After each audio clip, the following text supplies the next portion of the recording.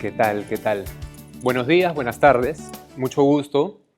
Mi nombre es César Ruiz, soy egresado de esta casa de estudios, soy promoción de Ronald y promoción de Marco Ortiz, que estuvo en la charla anterior, 1998. Me gradué de las carreras de contabilidad y administración y luego también en la maestría de finanzas acá también en la universidad. Y los últimos 10 años me he dedicado no solamente a las finanzas, sino justamente a profundizar en qué es lo que pasa en las organizaciones más allá de lo último que traía Ronald. Es que uno aprende mucho habilidades cognitivas, uno estudia en la universidad mucho a la teoría, mucho justamente qué hacer en ciertas situaciones, cómo generar estrategia. Pero lo que sucede en el corazón de todas las organizaciones es el fenómeno humano. Son personas poniéndose de acuerdo. Son personas que además, en ciertas situaciones, van a tener emocionalidades, van a tener sensaciones, van a emocionar con lo que sucede y al mismo tiempo tienen interpretaciones. Entonces no es un fenómeno menor y por eso es que en los últimos años me he dedicado justamente a profundizar, me he formado como coach, tengo un programa de formación y varias especializaciones que he hecho, de hecho ahora les voy a contar un poco más de eso. Y lo bonito de eso es que ahora trabajo en Hacer Sentido, que es la escuela de coaching en la que yo estudié, como gerente financiero, o sea, digamos, utilizando mis conocimientos de ese primer espacio de trabajo, de conocimiento que tuve, y también trabajo como coach enseñando en la escuela y atendiendo procesos de coaching organizacional en empresas, ¿sí? Soy docente aquí también en la Pacífico, en pregrado en la Facultad de Ciencias Empresariales y enseño también en posgrado de UPC, justamente cursos relacionados con coaching. Entonces, lo que he venido a contarles hoy día tiene que ver justamente con lo que yo he ido aprendiendo o lo que he ido descubriendo en justamente esta segunda mitad de mi carrera profesional, ya no tanto lo que ha tenido que ver con las finanzas, sino lo que ha tenido que ver mucho con esto de decodificar, entender el fenómeno humano y entender profundamente de qué hablamos cuando hablamos de liderazgo, ¿sí? Si nosotros nos vamos a hablar de liderazgo, y yo traigo así definiciones básicas del libro más sencillo, vamos a encontrar definiciones como de este tipo, ¿no? Conjunto de habilidades que un individuo tiene para influir en la forma de ser de un grupo, claramente encaminándolo en lograr un objetivo. Entonces acá ya aparece una primera distinción importante, que es que los grupos y las organizaciones, las personas no se juntan para charlar, para tontear, se juntan también para lograr objetivos, se juntan para fines comunes. Y un primer rol del líder tiene que ver con encaminar, con encontrar la manera en que esto suceda, en que el grupo camine y logremos los objetivos. Pero ¿qué es lo que pasa con esa definición clásica, básica del liderazgo? Particularmente a mí, lo que me sucede con eso es que me queda corta para explicar fenómenos de liderazgo más amplios, como por ejemplo el del caballero que he traído hoy día acá. Porque ya no estamos hablando solamente de influir. Ahí estamos hablando de algo mucho, mucho más profundo que solamente ser una influencia para que la gente logre un objetivo en común. Acá estamos hablando de algo que claramente yo lo plantearía desde el inspirar más que influir. Y el inspirar es un fenómeno bien interesante y bien bonito, humano, porque es tan sencillo como qué tanto resueno yo con lo que tú estás haciendo, qué tanto yo resueno con ese propósito. Cuando en algún momento este caballero, Nelson Mandela, decide luchar por los derechos de su país, él lo está haciendo porque eso alinea profundamente con una convicción que él tiene, con su propósito de vida, con sus creencias, con sus valores. Y el fenómeno del liderazgo sucede cuando las personas que ven esa lucha dicen, oye, yo también quiero pelear por eso, pero no por Mandela, no por él.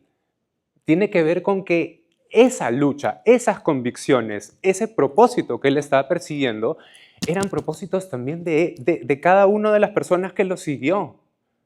Tiene que ver con ese fenómeno de empatizar, de ver que efectivamente, oye, yo resueno con esto, no con la persona, con lo que está persiguiendo. ¿Sí? Entonces ahí sucede un primer movimiento de liderazgo que tiene que ver con la capacidad de inspirar, con la capacidad de poder conectar justamente con cuáles son las cosas que nos mueven a cada uno, cuál puede ser mi propósito, en qué realmente yo podría ciertamente impactar, cuáles serían las luchas, las batallas que yo sí me lucharía.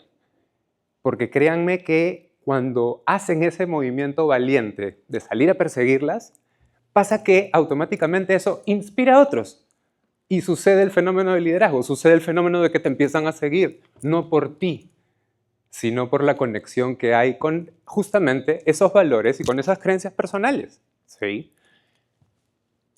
Entonces, podemos ir concluyendo. Una primera distinción importante que quería traerles hoy día es que tiene que ver un poco con eso, es que los líderes inspiradores logran ese compromiso, logran justamente esa capacidad de ser seguidos por un tema de conexión, no conmigo como líder, sino con lo que yo estoy persiguiendo, con lo que estoy buscando conseguir. ¿Sí? Y eso abre además una cierta, digamos, una serie de desafíos modernos que tienen que ver mucho con, entonces, ¿qué es lo que sucede en ese día a día? Porque cuando empezamos a traer más teorías de liderazgo más modernas, por ejemplo, el liderazgo adaptativo lo que hace es que te agrega una variable más. Es que esto de encaminar a un equipo en lograr objetivos comunes, de inspirarlos, sucede en entornos constantemente cambiantes. Sucede en entornos que no necesariamente son estables, no son ceteris paribus como les enseñan en primer ciclo, sino que justamente se parecen más a las situaciones que vivimos en el 2020 como la pandemia, donde efectivamente pueden haber cambios completamente, digamos, radicales respecto a cómo nos vamos a relacionar con cómo vamos a clases, cómo se dictan las clases, cómo somos evaluados, etc. Y el cambio está más a la vuelta de la esquina de lo que a veces pensamos. Entonces, las teorías modernas del liderazgo, ¿qué le agregan a eso? Es que es cómo inspirar, cómo lograr que el grupo logre el objetivo en estos entornos que son constantemente cambiantes.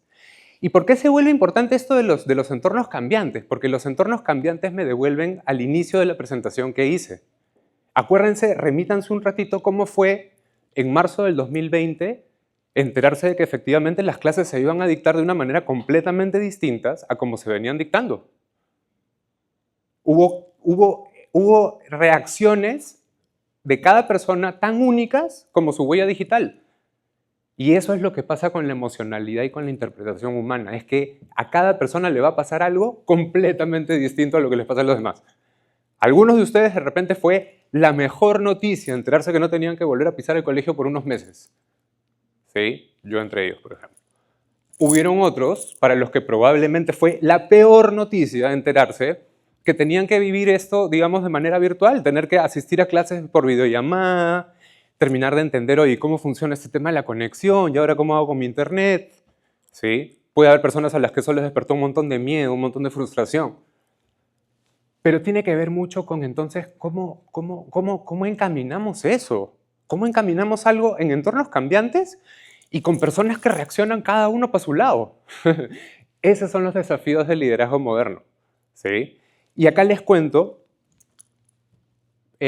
sobre justamente una herramienta de la que yo me hice practitioner en el 2022. Esta herramienta se llama The Leadership Circle y sirve justamente para medir, es como una herramienta tradicional de evaluación 360, que quiere decir que te evalúa tu jefe, te evalúan tus pares, te evalúan tus colaboradores, te evalúa el jefe, tu jefe, te evalúan los practicantes, te evalúa todo el mundo, ¿sí? ¿Qué es lo interesante de esta herramienta de evaluación? Lo que pasa es que ellos, además de ser la herramienta de evaluación 360 para muchas empresas en todo el mundo, es que han convertido esa información en un modelo estadístico sistematizado que les permite identificar qué competencias estadísticamente se alinean justamente con resultados de liderazgo de largo plazo. Y qué competencias se alinean también con un liderazgo, pero de repente más de corto plazo. ¿Sí? Entonces, esto se vuelve bien interesante porque, de hecho, yo en las intervenciones que hago con empresas, partimos mucho con esta herramienta. Partimos haciéndole justamente el diagnóstico a cada uno de los líderes con los que vamos a trabajar, justamente a partir de esta herramienta. La herramienta se ve más o menos así, ¿ya? ¿Qué es lo que nos muestra? De la mitad para arriba, nos muestra cuáles son estas competencias que se llaman creativas. Y de la mitad para abajo nos muestra 3 competencias que son las competencias que se llaman reactivas o de corto plazo. ¿Sí? Entonces, les cuento rapidito cuáles son, justamente, cuáles son los desafíos entonces de este liderazgo moderno, qué es lo que todo líder debería ciertamente venir consigo para poder colaborar con encaminar el curso de acciones de un grupo a través de situaciones constantemente cambiantes. Las cinco competencias creativas que plantea este modelo son las relaciones, la autoconciencia, la capacidad del líder de constantemente estar reflexionando. O sea, no solamente es el tema del trabajo en equipo, sino también es la capacidad del líder de constantemente estar reflexionando y estar constantemente haciendo introspección sobre las situaciones y sobre lo que se necesita. La autenticidad del líder. Imagínense un Mandela sin autenticidad. Imagínense un Mandela que dice, no quiero incomodar a las autoridades. No termina de ser todo lo que fue, pues, ¿no? Conciencia sistémica. Esto alude mucho a lo que nosotros les enseñamos como responsabilidad social. Tiene que ver con no solamente preocuparte por el trabajo en equipo y no solamente preocuparte por el logro de objetivos y no solamente preocuparte por tus clientes. Tiene que ver con preocuparte con todos los stakeholders alrededor, ¿sí? Y evidentemente el logro de objetivos como quinta competencia. No va a dejar de estar. ¿Qué es lo que pasa en las relaciones? ¿Cuáles son las 5 subcompetencias más importantes de las relaciones? La calidez del líder. ¿Qué tanto trabaja en equipo? ¿Qué tanto permite la colaboración? La colaboración entre otras áreas, entre varias organizaciones, entre varios grupos de empresas, por ejemplo. El mentoring y el desarrollo. Esta para mí es importantísima. Porque el líder es la persona que no es que está ahí para decirle a los demás, ya, lo que tienen que hacer y vayan a hacerlo. Es justamente la persona que lo que va a hacer es remangarse las mangas y empezar a hacer la chamba contigo también. Es mostrarte, es enseñarte, es en cierta manera también ser un poco profesor con las personas que tienes a cargo, ¿sí? Y finalmente, evidentemente, la inteligencia interpersonal para poder leer a la gente, para poder decodificar, para poder entender, oye, en esta situación, a esta persona lo que le está pasando es que se está asustando, se está incomodando. Y a esta otra persona más bien es como que la está entusiasmando. Entonces, ¿cómo hacemos para de repente aplicar un poco más de lo que esta persona está pudiendo entregar y colaborar un poco con lo que esta otra persona está pudiendo necesitar? Es que el líder tiene que jugar mucho con eso. En términos de autoconciencia, ¿cuáles son las subcompetencias más importantes? ¿Qué tan abnegado es el líder? ¿Y esto a qué se refiere? Se refiere a qué tanto el líder puede en ciertos momentos soltar algunos objetivos y poder decir, ya, suelta un ratito la agenda, lo que el equipo necesita ahorita es esto otro. Y tiene que ver con poder balancear esas dos. Tiene que ver mucho con el equilibrio también, qué tanto equilibrio de vida personal y de vida profesional tiene y qué tanto permite que el grupo también pueda tener ese balance. Compostura, en el sentido de que es una persona que tiene que mantener la calma, a pesar de que las aguas estén muy movidas, es justamente la persona que tiene que proveer claridad, estrategia, ¿sí? Y al mismo tiempo ser autodidacta. Fíjense que esa es una competencia que también correlaciona mucho con el liderazgo efectivo, porque tiene que ver con qué tanto el líder constantemente se está formando, está profundizando en sus conocimientos, ¿sí? Autenticidad, lo que les decía hace un ratito. O sea, el líder tiene que ser íntegro y tiene que tener valentía.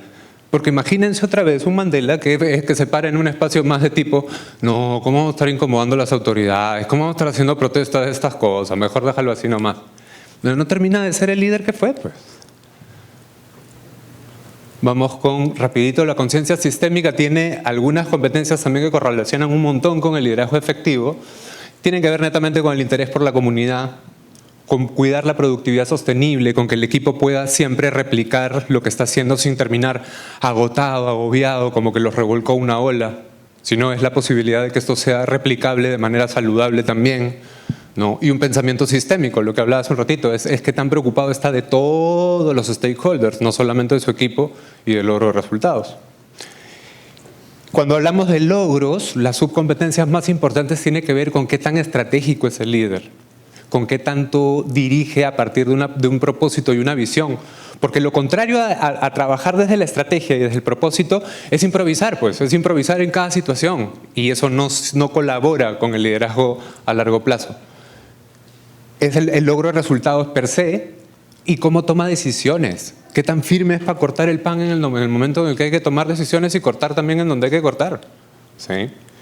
Y por último, las competencias reactivas. Estas son las 3 que tradicionalmente forman parte más del pensar del liderazgo. O sea, Y no es que no colaboren con obtener resultados, ojo, solamente que estas competencias correlacionan menos con el liderazgo o en todo caso correlacionan con un liderazgo muy cortoplacista. ¿Sí? ¿Cuáles serían? Son prácticamente tres: el cumplimiento, la protección y el control. Cuando yo hablo del cumplimiento, me refiero justo a lo que les decía hace un ratito. Cuando los líderes son muy conservadores, cuando los líderes no quieren desafiar a la autoridad, cuando los líderes quieren ser complacientes con sus trabajadores. Entonces, claro, esto ciertamente puede colaborar también con obtener resultados. El no salirte del libreto, el seguir los procedimientos con claridad, el ser, digamos, disciplinado, logra resultados, pero no necesariamente sostenible en el largo plazo. No quiero que se peleen con el conservadurismo, solo quiero que lo vean como puede ser más importante como líder saber en dónde desafiar y en dónde proponer un tema que no es fácil de conversar en lugar de ser complaciente con la situación. En el cumplimiento, en la protección, ¿qué cosa es lo que aparecen? Esos líderes que actúan muy desde arriba, muy desde el balcón. Entonces esos son los líderes más distantes, los gurúes, los que son muy expertos en las cosas, que jamás se van a remangar las mangas para meterse a trabajar con la gente, pero que están muy desde arriba juzgando lo que hacen los demás, un poco más criticando, un poco más desde el conocimiento técnico que tienen. Y que efectivamente están más en una protección, en una cierta distancia. Esto, ojo, yo no digo que ser experto, juzgar el trabajo de los demás, mostrar las áreas de mejora, yo no digo que no genere resultados. Yo lo que digo es que no es sostenible en el largo plazo como parte del ejercicio de liderazgo. Y por último, las que tienen que ver con el control, con el perfeccionismo. O sea, eso es, por ejemplo, si fuésemos un equipo de fútbol, uno sabe que como equipo de fútbol, para lograr un campeonato, sí, pues hay que ganar la mayor cantidad de los partidos, pero sabes que por ahí vas a perder un partido, sabes que por ahí de repente empatas un par de partidos. El líder perfeccionista, ¿cuál es? Es el que no se puede admitir perder ni un solo partido, es que los quiere ganar todos a toda costa y va a exigir al equipo para lograrlos. Entonces, otra vez, eso también obtiene resultados, pero muy a corto plazo. Al igual que la necesidad de destacar y el líder autocrático, el que está más para dar indicaciones, para dar directivas. Colabora también con obtener resultados, pero no necesariamente en el largo plazo. No necesariamente suman en el ejercicio de ser inspiradores. ¿Sí? Entonces, ya como para ir redondeando un poco, porque mi intención con esto era que ustedes se lleven algunas reflexiones respecto a qué es lo que va a pasar, porque muchas de estas cosas ustedes ya las han vivido en los trabajos en grupo, en justamente atravesar el desafío constantemente cambiante que es la universidad también. ¿Sí? Pero es importante que vean que no solamente nos podemos quedar con conceptos cognitivos, con inteligencia racional, sino que se vuelve muy, muy importante la adquisición de estas otras competencias, la adquisición de competencias que tienen que ver más de carácter, otra vez, no solo logros y cuidado del equipo, sino también tiene que ver mucho con la reflexión, la autorreflexión constante, con el constantemente estar conectando con, ¿y cuáles son esos propósitos? ¿Cuáles son esos valores? ¿Cuáles son esas cosas que me llenan? ¿Cuáles son esas cosas que no quiero para mí? ¿Sí? ¿Junto con qué? Con el alineamiento al propósito personal colectivo y mucha valentía. ¿Sí? Entonces, eso es lo que yo quería contarles desde mi experiencia acompañando empresas, acompañando líderes, acompañando personas, y espero que esto les pueda servir como para tener un poquito más de también mapa respecto a, porque muchos de repente ya fueron dándose cuenta qué competencias y pues efectivamente yo las tengo ciertamente sólidas y en cuáles de repente flaqueo un poco. O cuáles competencias mías son más creativas, de largo plazo, y cuáles de mis competencias de repente son un poquito más reactivas, son un poquito más de un estilo de corto plazo. ¿Sí? Espero que esto les sirva a lo largo de toda su carrera profesional. Muchísimas gracias. Excelente, César. Muchas gracias.